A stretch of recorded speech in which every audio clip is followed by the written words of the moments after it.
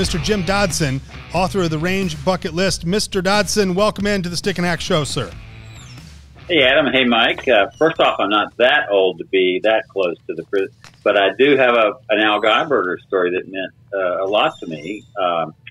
So my dad put me on a par 3 course to learn how to hit the ball, and he said, wear that course out, and he gave me the Bobby Jones rusted Bobby Jones wedge, and a couple clubs from his that he never used. And after I got fairly proficient, he said, well, we'll buy you a set of clubs for this year. What would you like for Christmas? You know, so I'd been to the GGO, Greater Greensboro Open, many, many times, and there was something about Al Geiberger I liked. It might have been his peanut butter and jelly sandwiches. I don't know. I ate a lot of those in those days, and in any case, I think I startled my father because I really loved Arnold Palmer, and Jack Nicklaus was already out there, and I was a kid, and I was about 13. I said, I'd like a set of Al Geiberger golf clubs. And I got a set of Spalding Al Geiberger golf clubs. And by the way, I think I shot 59 too the first time I played with his clubs, although I think that was the first 9. I wore those clubs out until I honestly believe I had them all the way up through the middle part of high school. They were very good clubs, and I kind of wish I still had them. I don't know whatever happened to them. Well, if you came out and brought those onto the show right now after not knowing that I was going to start the show with an Al Geiberger story, I was probably going to lose my mind. Oh, by the way, I have to have these clubs right here. Here's Al Geiberger's clubs. Yeah. I ship with them in the living room all the time. That's incredible. All right, so let me get through your bio here. 40-year journalism career. You have worked more than a dozen you've won more than a dozen major awards from the Golf Writers of America and other organizations. For 2 decades, you were a contributing editor and regular columnist for Golf Magazine and golf and travel correspondent for Departures Magazine. And your critically acclaimed and best-selling books include Final Rounds, Faithful Travelers, The Road to Somewhere, A Golfer's Life with Arnold Palmer, and Ben Hogan, An American Life. And now you are on the Stick and Hack Show. My God, what a storied career you've had, sir. I've been dreaming of this for years. Yeah, I don't remember seeing this on the Range bucket list. I'm going to be honest with you. Well, I figured it needed its own book treatment after this. You know, so. This will be an appendix, right, on it. This is a sequel. So, Jim, the first question for me is: Are you a writer who plays golf, or are you a golfer who's a writer? I'd have to say a writer first. My dad was a newspaper guy. When I was my first memory of life, believe it or not, is Biloxi, Mississippi, where he owned a newspaper. He was kind of a journeyman. He'd been at the Dallas paper. He'd been at the Washington Post, where I was born. Then went to Dallas, then Biloxi, then Florence, South Carolina, Wilmington, North Carolina, and finally home to Greensboro, where our family went back generations, and my father was from. And so he was a writer, and he was an ad guy, and really clever, funny, wonderful. Could quote everybody from Rudyard Kipling to Henry Longhurst. And so I knew golf was his love. And he wore the passion for the game so lightly. In other words, I don't think I ever saw him get upset on the golf course. He was very philosophical. And part of why, for example, he put me on a par 3 course and said, look, he showed me how to swing a golf club and, watched me, got my hands in the right, like Arnold's father did with him, got my stance right, all the 5 things that you got to do, as Hogan said. And he just turned me loose and he said, go have fun. And actually there was this little par 3 course north of town here that, I'd show up for, and it was at the club where I was on the swim team. So I would swim in the morning. And this is before you could earn any money. I was 10 or 11, 12 years old. And I wear that par 3 golf course out. And I got pretty good. And he finally let me, he said, all right, we'll get you to a real golf course. And then I started playing with buddies. So I think I was a reader first. I mean, because of that lonely childhood through the South, I have an older brother, but we were 2 years apart and we had pretty different tastes. I was reading books at age 4. So not big books. I was reading, Dr. Seuss books, but that's what Mike reads today. So well, I can highly recommend. He has that look about him. He looks like a man. So he's very familiar with green eggs and ham. It's definitely, it's definitely my favorite. That's in Curious George, or my 2. Anyway, so writing and reading was always a part of my life, and so I think I was sort of ordained by the gods to be a writer of something. And golf then was, even though I was a really pretty good baseball player and later played football, and I love those sports, but I think the reason I fell in love with golf was it's such a solitary and yet social game at the same time. I can't think of a game that has that dual quality. You are the only person who can mess yourself up and or gain glory, and it's such a meditative game too. And I think I felt that way early. And also, I lived out of doors. When you grow up in the South, you're just barefoot and outside all the time. Golf courses always had some kind of special, almost a mystical quality. Every little southern town we lived in had a golf course, and we used to sneak onto them, and when it would snow. And so I always thought golf had something very special to offer, and so I gravitated that way. Let me explain the book here real quick. So the Range Bucket List is a collection of stories of your life in golf, and it was predicated on a list that you had written when you were younger of things you wanted to accomplish in the game or around golf. And you lost it, and you found it many, many years later in an old trunk, and it, I think, kind of brought back all those memories of how golf has been part of your life for so many years. And this isn't a book where and foolishly I thought, oh, so there's a list, and then he's going to tell a story about how each one of those is checked off. Yeah. It isn't really that way. You kind of tell how you check these things off, and some you do, some you don't. But it really was just the instigator of your life in golf, looking back at that list. Is that a fair statement? That's a good description. When I was on the tour for the book a year or so ago, I described it as kind of my love poem to golf, the world's greatest game. If you guys are the greatest golf show, golf club, my belief is this was the greatest game. Yeah. Because of those things and because of the values that golf gives you and the friendships it makes. But that's exactly how I would describe this book.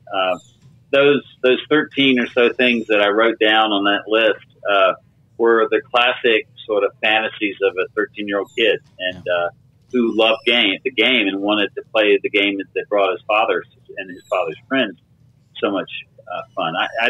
Funnily enough, I didn't even really have many friends who played golf, and Greensboro is kind of a golf capital. There's golf everywhere around here. But I fell in love with it, and I played. I loved playing alone. I just wrote a piece for Golf Journal Golfer's Journal about the joy of playing solo golf. It's because I started playing by myself, and I really got so I could beat Arnold Palmer and Jack Nicklaus and anybody I wanted to play in an imaginary match. But this book, I never imagined I'd go on the kind of journey that golf would give me. As a newspaperman's son, I gravitated to that world and had a very big break. I went to the biggest news magazine in the South at 23 out of school, and covered Klan rallies and every corrupt politician in Dixie till I got a snoot full of that at 30. And, I just didn't, I had opportunities to go to, other big magazines, and even the Washington Post made a run at me. And I think it was, some kind of kind deity said, you need to do something different. So I went to New England instead, where I'd always wanted to go. And I didn't write about crime or politics anymore. I went to work for an old magazine called Yankee, the old New England magazine, which I absolutely loved. I had, during my years in Atlanta, the home of Bobby Jones, by the way, and I tell this story in the book. I worked so much and so hard that I think I probably played only maybe 1 or 2 rounds of golf. My father couldn't believe I left my clubs back home in Greensboro. I was always getting on or off airplanes, and I ran into a wonderful guy named Tommy Barnes, who called me one day, and he heard I was maybe going to leave the Sunday magazine of the Atlanta Constitution. This is a magazine, by the way, where Margaret Mitchell, who wrote Gone with the Wind, worked. And so I was this lone Carolinian there, although Furman Bisher, the great chronicler of the Masters, he's a Carolinian. We were the only 2 Carolinians in that giant city, certainly writing sports and politics. And he kind of took me under his wing, and he introduced me to Tommy Barnes, who had won a bunch of the Southern Amateur many times, and he was a famous Hall of Famer in Georgia and a funny character. Anyway, long story short, he invited me out to see, before I left town, he wanted me to see East Lake Meadows, East Lake Country Club, where he said, you know, Bobby Jones grew up here. You need to see this. This is holy ground. It was surrounded by barbed wire, and it had just gone on the auction block. And he said, we want you to write, before you leave town, we want you to write a little story talking about how this place has to be saved. And so I did. You know, funnily enough, I went looking for that story a couple weeks ago, and I couldn't find it. I know they ran it because I got, but I was gone. And what I wrote was can you imagine that? Yeah, that somewhere here. Well, it wasn't a big story. I mean, it was a fine little essay about the quest. These two guys, it was Barnes and a wonderful guy who was one of Bobby Jones's friends, and they childhood friends, and they wanted to save this golf course. So they were raising money, and eventually a local hotelier stepped in and saved the place and actually transformed East Lake. And now it's a model of what can happen in the kind of partnership with community and the tour, but also people who wanted to save this place because it means so much. Incidentally, that's kind of what I'm hoping to do. I put my name to a campaign to sort of save Latrobe Country Club and make it a shrine to Arnold. Yeah. That makes. I don't know why there'd be anybody who says no to that. I mean, are there actual human beings out there that disagree with that? Do that? Yeah. Well, you know, I don't have to tell you guys, but you guys are kind of an example of a wonderful revival of the game. And as it revives, I hope that no game has deeper, more colorful, more meaningful history than the world of golf. It has great characters. It has great character. It has funny moments. It has great comedians, wonderful writers. And it has these people who are larger than life. You know, my next book, I always say this, maybe my last golf book is going to be about Harry Vardon, who I love. And I've been to his home on Jersey, and he's a good example of somebody who was just an extraordinary human being and did amazing things and won 6 British Opens and basically set America on when he came on a tour, and I think it was 1901 or 1900 to America, and turned Americans onto golf. Arnold falls into that. Bobby Jones falls into that category. Glenn Avare falls into that. Babe Diedrichson fell. You know, golf has had these wonderful people who were real people, were real, breathing, funny, human. They collapsed. They won. They drank too much. They partied. They stayed. You know, they led real lives. Yeah. And that element, I think, is very real. So this book, over this long and very unexpected career I had, because the golf world, after years at Yankee, took me in, and George Pepper at Golf Magazine was wonderful, and gave me a wonderful opportunity to hang out with the tour stars of the 80s and get to know a lot of them and write about their exploits, and then move on to what I really love, which is the everyman game that you guys represent and I love. Yeah. And I thought of myself. In fact, somebody once wrote about my column, which was called The Golf Life, that it was kind of a monthly hymn to the everyman golfer. And I think of myself as that to this day. So these are the stories I never really got to tell. I got to talk about Arnold and other stars of the game and great places of the game. But I never got to tell these personal stories behind the scenes, like when I went up to see Arnold for the first time to talk about writing his book. So that's what this book is about. Yeah. So how's that for a long-winded? No, that's great. You know, Jim, speaking of Arnie, and this kind of segues into this perfectly. So in the book, you talk about Winnie Palmer, Arnie's wife, calling you up and asking you to write his memoirs. Can you kind of tell us a little bit about that story? I think that's a fantastic story. It's a classic. Yes, no, I agree. Absolutely. It almost gave me a heart attack. First of all, you got to talk about Final Rounds, because that's what led into it. So Final Rounds comes out in 1997. That's the book about. I took this wonderful. I was so blessed to have a father who had a great joy of the game, a great sense of his of the world's beauty, and he when he was 80, he was dying of cancer, although you wouldn't have known it. And we had always talked about going back to England and Scotland to play these golf courses where he learned to play during the war. And as an airman, lonely Carolina airman over there in near Lytham. And so I asked him, and he said, let's do it. We don't have any time left. So we took off, and we were gone for, I think about 10, 12 days. It poured rain, and it's another funny story in the book about, I being an expert on Britain and having just been nominated for the RNA. I thought I had been everywhere and done everything, and I got us repeatedly lost, checked us into the worst hotels with the lumpiest beds and the sorriest food, and it poured rain like 7 of the 10 or 12 days. So, and he had a colostomy bag, so he couldn't really walk very well. But we had a great round at Lytham, and I was with him. We went all the way to Scotland, to St Andrews, where he had wonderful moments as a airman. And I had a great picture of him on the first tee there during the war. And so I write the book, and he died. I came home to be with him here in Greensboro, and for the last month of his life, as I was writing the book. And it came out in the fall of '97. And I thought if all my pink-eyed, lint-eared redneck cousins in about 5 of these central North Carolina counties bought a copy, those that could read, and my mother bought the 2,000 or 3,000 I thought she'd buy, that it might sell, 1,000, 2,000 copies. And I don't think it did that for the first 3 weeks. And then I got a phone call. We lived on the coast of Maine. If you've ever bought anything from LOB, that's where we lived. I got a phone call one day. I'm in my barn office, and the woman calls, and she says, Mr. Dodson, this is your publicist from Bantam. Your book's on the extended New York Times list, and it's really rising fast, and we want you to go on a book tour. So would you consider doing that? And I said, sure, I'd love to do that. I can go this weekend. They said, well, we want you to go for 3 weeks before Christmas and really push the book. So I did.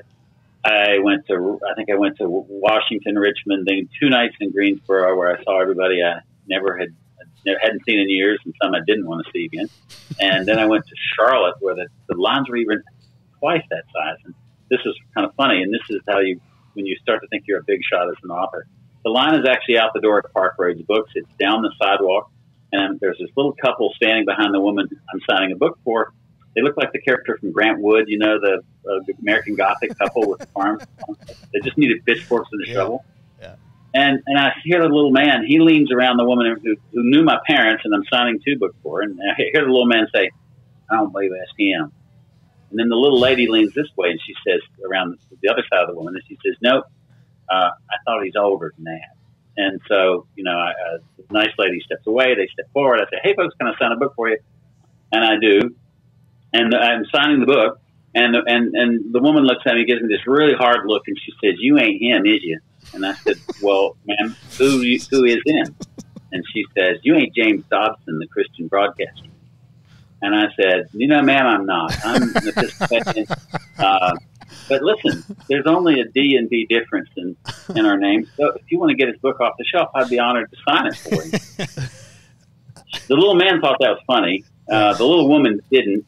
And she took that sucker by his lapel and marched his fanny out of the store, taking every third person in the line with him, because they were sure James Dodson, the Christian broadcaster, was in town that night giving a speech, and they were pretty sure I was James Dodson, the broadcaster. All right, so I have to be honest with you. My mom said the same thing. She said, why the hell is James Dobson going to be on the Stick and Hack show?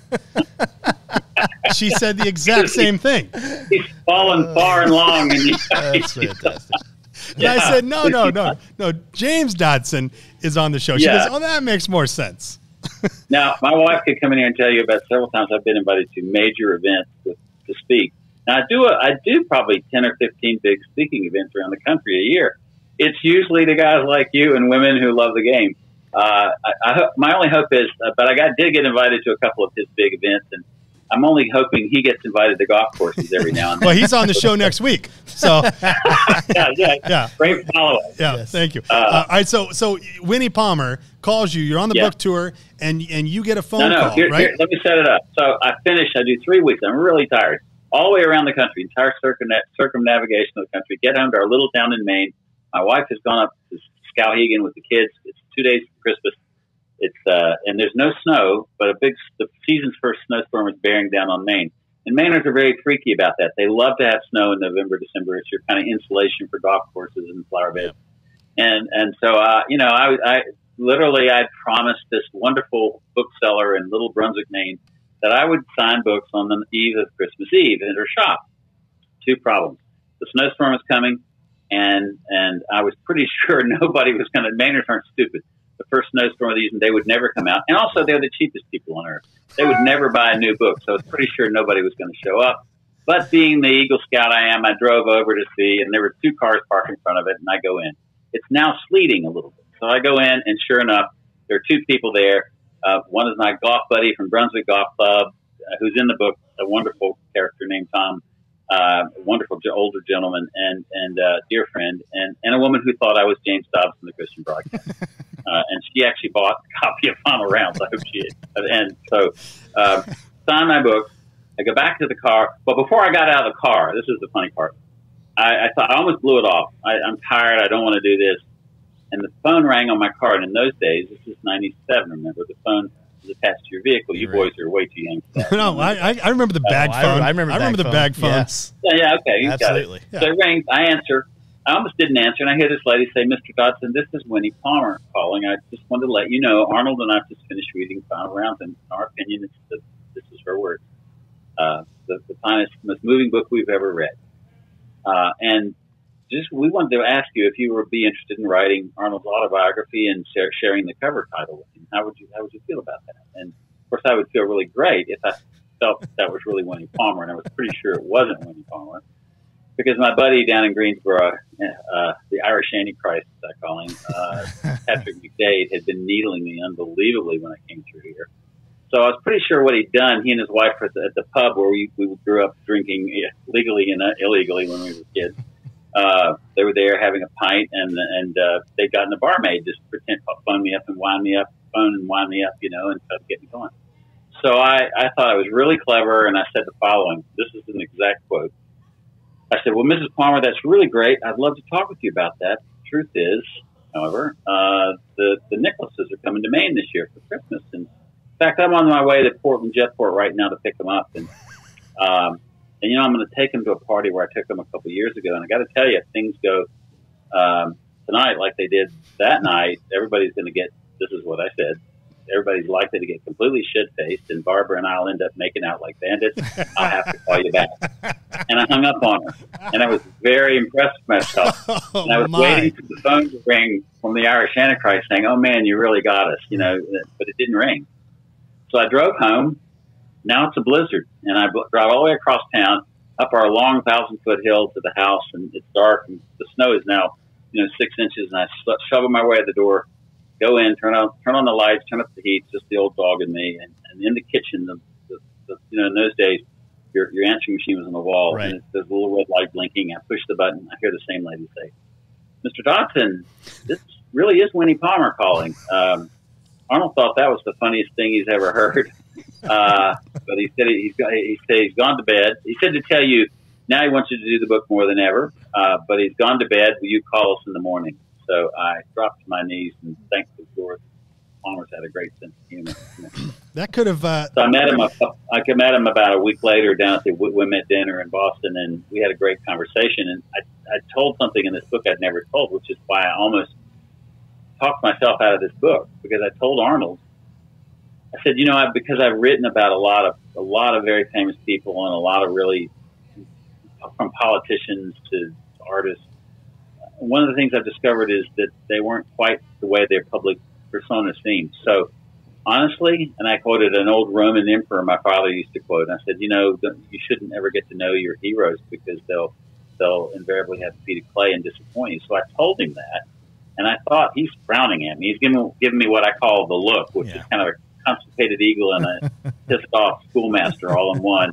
And Winnie's very, very stoic faced, and I tell him, I say, I really don't, if I did this book, I'd really want to know all the things, how you really are. I want to know the things that hurt you and you had to overcome. And I could write this book from clippings, but that's not, you're the most intimate hero in the history of this game. People, men, women, everybody feels connected to you. You're beloved. And it's not necessarily because we're the greatest player. It's because you brought something real to the game and people connected to you. So, if I write the book, I want to know those stories. And he looked very perturbed. And he looked at Winnie and he said, what do you think, babe? And she said, I think that's a great idea. And so we set off and worked for 2 years. It was supposed to be a 3-year project, but days later, Winnie was diagnosed with cancer. And so I tell in the book about how, we got the book out within a year and a half. It was on the bestseller list for 25 weeks. And then we got it out just in time for Arnold to say goodbye to Winnie at a barn, Winnie's barn I think it's on the 15th hole at Latrobe, where Arnold had it restored. And we had a party for about 75 of their friends, and it was just a sweet goodbye night. And Winnie got to see the books, and she passed away a month later. So it was really quite a poignant. Wow. It changed my life dramatically. Final Rounds and that book really just made it change. I don't know how it couldn't. And you think so. The book that you're talking about with Arnie is called A Golfer's Life, and to think that you spent that time with the legend and with him, and you got to know him intimately. You got to know his family. Your families became friends. You became friends with his friends. And where you started in golf writing to writing a book for Arnie. I don't remember seeing that on the bucket list, write Arnie's book, but you had certain things about Arnie on that list that you wanted to, which was meet him. And so you met him, and then you spent time with him, became friends with him. It's remarkable and incredible. So my father is a huge Rickles fan, and I was a huge Rickles fan because of it. And every time that Rickles would be on a show, his stick was to tell a Sinatra story, right? It was to tell a Frank story. That's everybody, Letterman, Carson, didn't matter where. Yeah. They wanted Rickles to tell the famous Sinatra stories. Is that similar to you and your life when you are at a party, when you're at a dinner, when you're with a couple of knuckleheads like us, where we say, hey, just, screw everything else, just tell us about Arnie? Does that get frustrating and annoying, or does that fill you with pride and love that you are even able to talk about Arnie that way? Well, I come from a long line of storytellers, Southern storytellers. So we're not shy to talk. And I love telling these stories because they really, a lot of people who are newcomers to the game really don't understand that about the history and the culture of this game, how it is the most social game, and it's the hardest game, which means that you suffered mightily at the hands of this game, and you have a moment of glory, and it changes. It's such an emotional event for people who fall in love with golf. So I've always seen it, and I enjoy it. I love meeting golfers. As I said in the book, I've made my best friends in the world of golf. I never imagined that would happen. I thought I'd be hanging out with crusty guys you see on CNN talking about politics until they're blue in the face and drinking way too much whiskey. I mean, I did that for 7 or 8 years, and I just got tired of it. I've never gotten tired of the people, the nation of golf. People, as you guys, I think you said it, Adam, in the beginning. When you go anywhere in the world, you can meet people and have a wonderful glimpse into their life. You can play with them 2 hours or 4 hours, and you feel like you know them. So I've always done that. Here's a funny story that I think I finally told it in the book. So Final Rounds comes out, and then the Palmer book comes out. And when Final Rounds had come out, it had Sam Snead, won Greensboro 8 times, and he was sort of a legend in Greensboro. He had everybody in town knew him, the mayor, and he would fish. And Sam called me up, and he said, he's in the Final Rounds. So I played a round of golf with him up at Greenbrier, and he called me up, and he's an old catfish. He said, Jim, it's Sam Snead. He said, read that book you wrote about your daddy? He said, I'm hoping maybe I think it's time I wrote my autobiography too. And I said, I know you're working on Arnold's book, but I think it's time I wrote my autobiography too, and I'd like you to help me do it. And I said, well, Sam, I think that's great. I think you've written your autobiography 3 times already. And that's it. He said, I know, goddammit, but I ain't done living. So I promised him I would. I flashed ahead 2 years. Arnold's book's out. It's on the bestseller list. I get a phone call from the estate of Ben Hogan, and the family says, we think you're the guy to write the much anticipated story of Ben's life and his work, and his Ben Hogan biography, the authorized biography of Hogan, and we'll share everything. And honestly, it's one of those. I must hate my own success, because I kept saying, I said to them, I don't think I'm a good Hogan guy. I'm really far more Palmer. I'm used to hitting out of the garbage can and out of the woods, and and Hogan was so precise, and Arnie liked the ladies and loved the be with his pals, and he's the most honest person I was ever around. I'm not sure I'm a Hogan guy. I'm not one of the Hoganistas, as I call them. And they said, no, we think you are. Come down and at least talk to us. So I did. I said, all right, I'll fly down from Maine. And it's January of 2000, I think. I fly into Greensboro to see my mom for her 80th birthday. My dad's died 2 years before, so I wanted to be with her. I take her to a place called Lucky 32. It's a wonderful restaurant, Southern-style restaurant over here in town. And we walk in. It's a cold winter night, January, and who's seated in one of the booths but Sam Snead and two very attractive middle-aged ladies. Let me pause here and point out that I wrote an American Triumvirate, which was about Snead, Hogan, and Nelson, and how they saved the game in the 30s and 40s.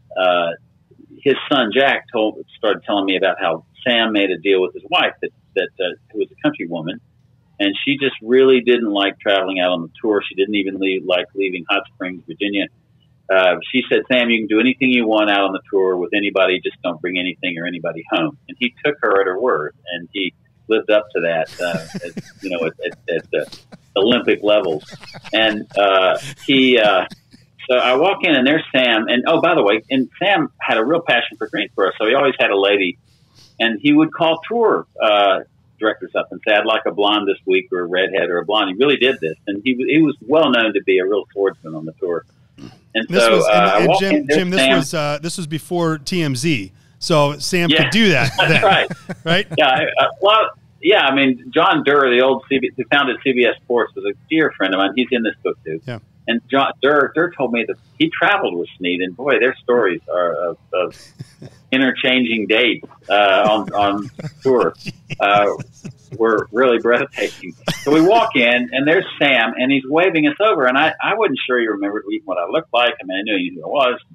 I say, Mom, and my cute little mother. Now, my mother was Miss Western Maryland in 1939. She was a real beauty who got offered jobs singing in Hollywood. She was a cute little blonde. She still looked pretty good at 80. So Snead's waving us over. We walk. I say, Mom, look, it's Sam Snead. Let's go over and say hello. So I said, I hope he just doesn't ask me about, what I'm working on. I'm on my way to see John Durr in Pinehurst and then go to Fort Worth to talk to Ben Hogan's people, try to either talk them out of hiring me or to take the project. So we walk over, and Sam looks up, and kind of looks at me and said, well, I've seen your books on it. You're in Arnie's books on the bestseller list. He said, I figure it's time maybe we get started with mine. And I'm thinking, well, I can't tell him where I'm headed. So I need to stall for a moment until I think. And I go, Sam, yeah, that's great. Look, hey, this is my mother, Janet Dodson. And Sam looks at her with this little catfish twinkle in his eye, and he says, yo, I know your mother. Now, if you grew up in Greensboro, North Carolina, that is the last thing you want to hear Sam Snead say. He knows your mother. And on the other hand, I could be the love child of Samuel Jackson Snead. You never know. And so you see me hit a golf ball. And the best part was, I said, I'm hemming and hawing, and my mother comes to my rescue by saying, well, Sam, guess where Jimmy's headed? He's on his way down to Fort Worth, Texas, to talk to the family of Ben Hogan, to write his autobiography. What do you think of that? And God bless him, Sam. He kind of gave me this long look for a minute, and then he kind of nodded and smiled again. And he said, well, I'll tell you what, you go on down to Fort Worth, Texas, and you talk to Ben Hogan's little friends, and you find out how he's the greatest player who ever lived. And when you want to know what the hell really happened in golf, you come up to Hot Springs, and I'll tell you. So we shook hands, and I thanked him, and I said, I'll come up and see you in a year or so. And he died a year later before I could get there. And that's really why I wrote American Triumvirate, because that's really there's much more of Sam in that book. Yeah. He was a very complex, of the three, a very complex and interesting dude, and hated by Bobby Jones and a lot of the golf establishment, but a really remarkable story in his own right. So inadvertently, that all led to the Hogan book. And then I spent almost 4 very hard, long years writing the Hogan book. Well, do you think, and this is, I'm going to try to word this question the best way I can, but do you think if you were a writer, if you started your career at the young age of 20 in this day and age of golf, that your stories and your love and your passion and all of that would be the same as it is today because of where you were, who you were associated with, who you were writing about, and who you were connected with in the game of golf? Does that make sense? Yeah, no, I think that's a great question. I don't think it would. I mean, if that started today, I mean, I know a lot of the young writers who work for Golf Week, and I'm very, I'm very honored that they have asked me to sort of mentor them a bit. But we're living in a different age. It's a little bit like we talked about when all these, like the Golf Channel, and this Back Nine Golf, and they were all going to celebrate this game, the depth and the friendship, and it never really happened. They focused on the tour exclusively. You had to. These are really full-blooded, interesting people that came up in the golf. I mean, Arnold traveled and Winnie, when they got married, with a cheap Ford Fairlane and pulling a small trailer. Most of these guys traveled, slept in their cars the first, from the 40s and 50s. Cheap hotels. They didn't have and that really fosters kind of not only great stories, but great storytelling. And they came away. They had very rich, interesting, somewhat roguish lives. Funny little moment in the book, Range Bucket List, was when I got out of college, as I graduated, and I came home to Greensboro, and I was trying to decide whether to go to graduate school or take a job in the newspaper. My dad said, "You should go out and get a job, caddy at the Greensboro Open." So I go out, and I have a terrible. They say, "Well, we'll let you caddy at the Pro-Am." So I show up that day, and they give me this guy who's this perfectly spherical, round character who has a 70-pound leather golf bag, orange, Clemson orange, with about 60 clubs in it. And and Greensboro in those days had an affiliation with CBS, and he was on. I think he was on a show called oh my gosh, I can't even, it's the race car. What was it called? It's about the South. Dukes of Hazzard. Dukes of Hazzard. Yes, Dukes of Hazzard. How could I forget? Look at us. Look at us. How could I forget that? Yeah. Daisy Dukes, baby. Come on. I think he was the Boss Hog guy. Someone told me later. But he was really funny. I mean, he was really character, and he did not hit a golf ball in the fairway. He hit him into every creek and every Hold on. Let me just make sure. Let me make sure I'm following this. Did you play golf with Boss Hog? No, I was his caddy. I think it was him. They said, "So here's your guy." All right. So he sold her this massively heavy book, bag full of clubs. They're like 30 golf clubs. And he whiffs the first 3 or 4 shots. And Greensboro had a huge Pro-Am in those days. And all the celebrities from CBS and places would come. And it's pretty humiliating to stand there when you've got this fat little guy who's laughing and partying. And he's doing unbelievable stuff. And so I don't recall him ever hitting a good draw shot. He hit it into the crowd. He hit it into the creeks. Sedgefield, where they played it, has a ton of creek. He hit it into the woods. We'd finish up, and he had this cute little stick. He would walk on the green, and he would see a pretty girl around the green. And those days you could get very close to the green. So that's how old I am. And he walks up. This is 76 maybe, and you could walk. He would walk over, pick out the prettiest girl, walk over, and he'd say, "Hey, darling, do me a favor. How about pull my finger?" And she would just giggle, and she'd turn red, and everybody would just laugh. And she would stick out her hand, and he would take her hand, and he would kiss her finger, and everybody would applaud. It was a real little stick. We have somebody like that at our club. Yeah, that does that exact same thing. Yes, we do.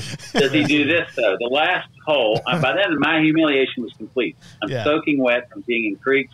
I'm torn by briars. My shirt's a mess. I'm sweating because this is like late April.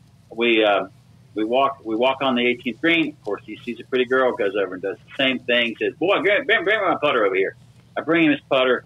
He says, "Before I putt, I need some luck. Hey, honey, how about pull my finger?" And she does. And he lets loose the most astonishing clap of thunder you've ever heard. And the place just dissolves with laughter. And my humiliation is almost complete. It completes when he hands me $2 and says, "You've been a good caddy, I guess. Here, don't drink all this up in one place."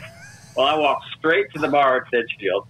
I was 21 years old, and I went in, and it was 4 o'clock in the afternoon, and who was sitting around the bar in the shadows but my literary hero, golf hero, Henry Longhurst. And it was the last year he was in the CBS Tower, and he was sitting there nursing his drink. And I didn't realize it was him at first, but he has this wonderful voice. He was just the best commentator ever on air ever. And he says, I hear this voice say, "Young man, you look like I feel most mornings when I stumble to my feet and observe myself in the mirror." And I said, "Oh yeah." And I realized who it was. And I was tongue-tied. And I said, I said, "Well, I just had my first experience as a caddy, and I guess I'm probably not going to caddy on the PGA Tour as I thought about doing." And here's the best part of it. I told him I poured my woes out. I told him I wanted to be a journalist and might write golf someday. He listened. He got up. He walked around. He put his hand on my shoulder, and he said, "Young man, I have one thing to say to you." And I said, "Yes, sir." And he said, "It's never too late to go into insurance." and I said, "Well," he said, "but that way you might be a good golfer." And then he said, "But if you decide to go into the game of golf, remember this." And I tell you this from the heart. He said, and this is in the Range Bucket List. He said, "You will never see a game or a sport or a business where there are more rogues, con men, con artists, and genuine heroes than in the world of golf." And I just always loved that. I thought that's great. And that's probably why. Jim Dodson is our guest, author of The Range Bucket List. Jim, honest to God, we could talk to you all day long. Your stories, your history, you're acclaimed writer of multiple books in the world of golf, including one Arnold Palmer, Ben Hogan. The Range Bucket List is available now on Amazon as well as at Barnes & Noble. We hope to see you again, sir. We hope to have you at our members meeting. We hope that you're a part of Stick and Hack. It's your career is as exciting as we've ever really had the opportunity to talk with somebody about. Your stories are incredible, and just congratulations on an incredible career and life in the world of golf. And we couldn't be prouder and happier to have you on the show. Thank you, Jim. Adam and Mike, thank you guys. You're doing the Lord's work. Great job with Stick and Hack, and I look forward to continuing the association. Awesome. Appreciate it very much. There he goes, Jim really Dodson, author of The Range Bucket List. What an incredible interview. My God. We could go for 2 more hours.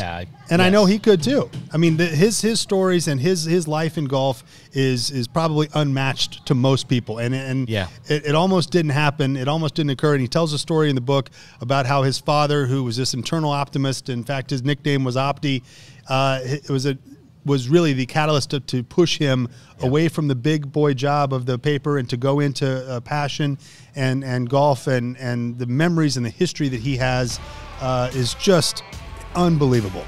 That was just I don't even know how the hell we continue the show. I don't know how the hell he agreed to be on this show is what I don't understand. But here we are, and that was awesome.